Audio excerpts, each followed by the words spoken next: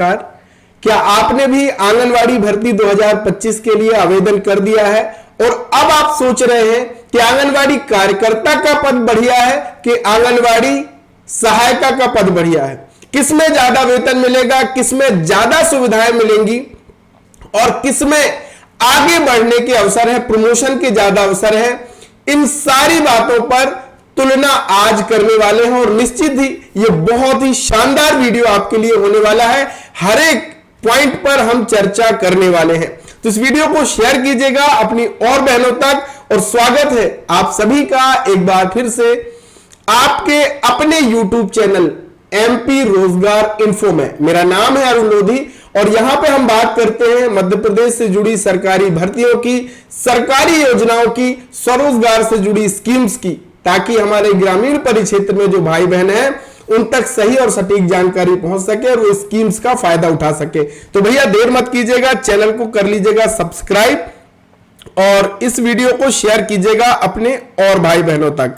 Video के description में मैंने व्हाट्सएप चैनल का और हमारे टेलीग्राम ग्रुप का लिंक दिया है, उसको भी ज्वाइन करना बिल्कुल मत भूलिएगा। तो चलिए शुरू करते हैं।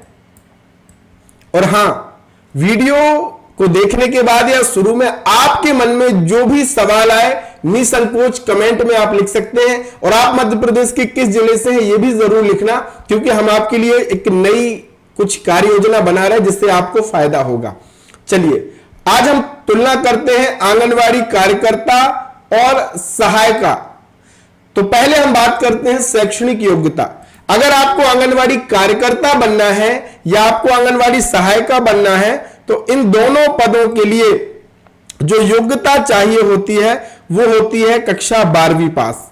अगर आप कक्षा 12वीं पास हैं तो आंगनवाड़ी कार्यकर्ता भी आप बन सकते हैं, इसके लिए आवेदन कर सकती हैं और कार्यकर्ता के लिए भी आवेदन आप कर सकती हैं।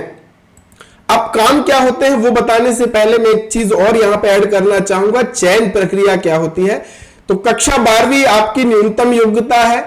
अगर जो चयन इसमें होता है वो मेरिट के आधार पर होता है। ST SC को 5 नंबर मिलते हैं, BPL परिवार से उसके 5 नंबर मिलते हैं, ग्रेजुएशन किया है उसके 10 नंबर आपको मिलते हैं। अगर पहले से आप आंगनवाड़ी कार्यकर्ता, मिनी आंगनवाड़ी में आपने काम किया है, सहायिका रही है, तो उसके अनुभव के अंक अलग मिलते हैं। तो इस आधार पर आपके अंक आवंटित होते हैं और मेरिट के आधार पर आपका चयन होता है। अब हम बात करते हैं कि कार्यकर्ता का क्या काम होता है और सहायिका का क्या काम होता है। तो कार्यकर्ता का जो काम होता है वो केंद्र का संचालन करना होता है, बच्चों की शिक्षा, वजन, टीकाकरण आदि की निगरानी करना, रिपोर्ट तैयार करना और योजनाओं का संचालन करना। जो भी विभाग से योजनाएं आ रही हैं उसको संचालित करना विधिवत रूप से और रिपोर्ट करना। सारे जो रिपोर्ट्स हैं वो अपने आला कमान यानी अपने ऊपर के अधिकारियों को रिपोर्ट कौन करेगा? आंगनवाड़ी कार्यकर्ता करेगी। माता पिता से संवाद भी करने का जो काम है वो आंगनवाड़ी कार्यकर्ता का है और सरकारी योजनाओं का क्रियान्वयन भी आंगनवाड़ी कार्यकर्ता का महत्वपूर्ण योगदान रहता है। सहायिका का काम जो है वो केंद्र की सफाई, साफ सफाई रखना और व्यवस्था अच्छी बनी रहे, इसका पूर्ण ध्यान कौन देता है? आंगनवाड़ी सहायिका। बच्चों को खाना परोसना और उनकी देखभाल करना, कार्यकर्ता की मदद करना, दूसरे कामों में आंगनवाड़ी कार्यकर्ता की मदद करना और रसोई और सामग्रियों का प्रबंधन करना, यह मुख्य रूप से आंगनवाड़ी सहायिका का काम होता है। घर घर बच्चों को लेकर के वहां से आना आंगनवाड़ी और आंगनवाड़ी से छुट्टी के बाद बच्चों को उनके घर तक पहुंचाना, यह मुख्य रूप से आंगनवाड़ी सहायिका का काम होता है। अब बात करते हैं कि भैया वेतन कितना मिलता है, सैलरी कितनी मिलती है। तो कार्यकर्ता के पद पर अगर आप नियुक्त होते हैं तो लगभग आपको 13 से 15 हजार रुपया प्रतिमाह मिलता है और यह अलग अलग राज्य का अलग अलग हो सकता है। सहायिका पर अगर आपका चयन होता है, आप नियुक्त होते हैं, तो आपको प्रतिमाह 6,500 रुपया से लेकर के 8,000 रुपया लगभग प्रतिमाह आपको मानदेय के रूप में मिलता है और यह प्रतिवर्ष थोड़ा थोड़ा बढ़ता है। अब हम बात करते हैं कि प्रमोशन की यानी भविष्य की क्या संभावनाएं हैं। अगर आप कार्यकर्ता हैं तो आपको सुपरवाइजर बनने का मौका मिलता है, CDPO बनने का मौका मिलता है और उच्च अधिकारी भी आप बन सकते हैं। अगर आप परीक्षा पास करते हैं तो आप उच्च अधिकारी के पद पर भी आसीन हो सकते हैं। वहीं अगर आप सहायिका हैं तो भविष्य में आप कार्यकर्ता बन सकती हैं। अगर आपके उसी ग्राम में कार्यकर्ता का रिटायरमेंट हो जाता है या वो किसी और पद पर नियुक्त हो जाते हैं और वहां पे अगर पद खाली होता है तो आपके पूरे अवसर हैं कि आपको आंगनवाड़ी कार्यकर्ता बनने का अवसर मिल सकता है। सुविधाएं की बात कर लेते हैं कि किसको क्या सुविधा मिलती है शासन की तरफ से। तो सबसे पहले यात्रा भत्ता।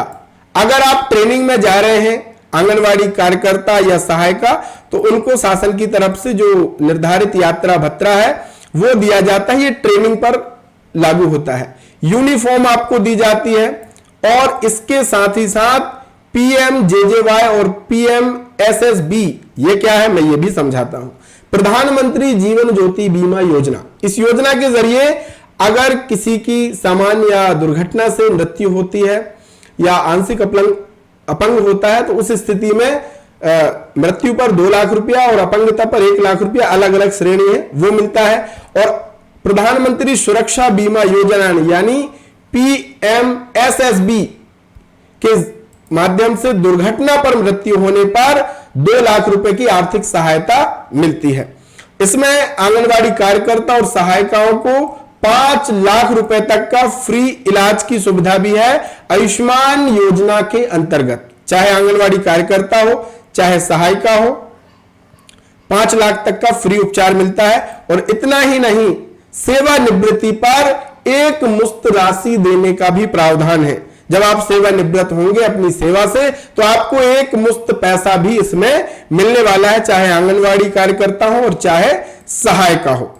अभी तक का ये वीडियो कैसा लगा भैया कमेंट जरूर कर देना। चैनल को अगर सब्सक्राइब नहीं किया तो कर लेना और लाइक एक जरूर कर देना। अब हम बात करते हैं कि समाज में मान सम्मान। देखिए हर एक कोई चाहता है कि भैया मेरा समाज में मान सम्मान हो, तो निश्चित ही कार्यकर्ता का जो पद है वह एक बड़ा जिम्मेदारी वाला पद है और सामाजिक सम्मान इसमें प्राप्त होता है। यही सहायिका की स्थिति में है। सहायिका एक सहयोगी की भूमिका और कम दबाव वाले एवं आवश्यक योगदान इसमें होता है। बच्चों को सुरक्षित घर से लाना आंगनवाड़ी तक, आंगनवाड़ी से सुरक्षित पुनः घर तक पहुंचाना, ये एक बहुत बड़ा दायित्व होता है। और निश्चित ही सहायिका और कार्यकर्ता दोनों बहुत महत्वपूर्ण भूमिका निभाते हैं हमारे ग्रामीण क्षेत्र में और शहरी क्षेत्र में आंगनवाड़ी केंद्र के संचालन में। बेहतर कौन है? तो देखिए अगर आप पढ़े लिखे हैं, आपने अच्छी शिक्षा प्राप्त करी है, आपने 12वीं तो करी है, उसके साथ ग्रेजुएशन करा है, कंप्यूटर आपने करा है, तो निश्चित ही आप आंगनवाड़ी कार्यकर्ता के पद को चुने ताकि आगे भी आपको संभावनाएं बने। अगर आप सेवा भाव से जुड़ना चाहते हैं, केवल 12वीं पास आपने किया है, सीमित जिम्मेदारी आप उठाना चाहती हैं, तो निश्चित ही आपके लिए सहायिका का पद उपयुक्त होने वाला है। हाँ, अब जो भर्ती के फॉर्म आपने भरे उसकी सूची कब आएगी, कैसे चयन होगा, इसको लेकर के अगर प्रश्न है कमेंट कीजिए और जल्दी मैं वीडियो लेकर के आने वाला हूं। आज का ये वीडियो कैसा लगा जरूर कमेंट में बताइएगा और ऐसे ही वीडियो पाने के लिए हमसे जुड़िए, चैनल को सब्सक्राइब कीजिए और उस वीडियो को शेयर भी कीजिए अपने और भाई बहनों तक। तो बहुत बहुत धन्यवाद। जय राम जी।